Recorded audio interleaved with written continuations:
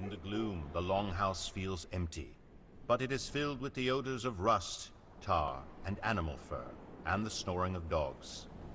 It is the man named Eric who speaks, smacking scarred fingers together for emphasis, the steam of his breath mingling with the wood smoke.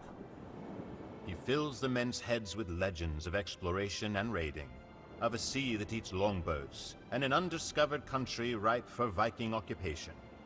He tells the Vikings that they can leave their frigid homeland and sail across the endless sea of worms to a new world brimming with wild grain, grapes, and tall trees.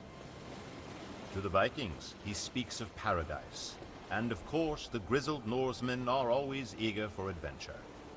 When he asks for volunteers, men slam their weapons on tables and shout his name in the cold air.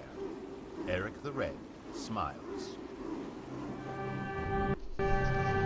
Much of the Viking history is recorded in oral accounts called sagas, passed down through generations. Two of the most famous sagas are reserved for the adventures of Eric the Red and his men, who crossed the mighty sea in tiny ships to forge a new Viking sovereignty. Vinland, as the New World was called, was not kind to the Vikings. Although they lacked the iron weapons of the Norsemen, the native Skraeling were fierce warriors who fought relentlessly to defend their homeland against the Norse invaders. The vastness of the North Atlantic cut the Vikings in Newfoundland off from their homeland, and they suffered many long years while trying to establish their new colony.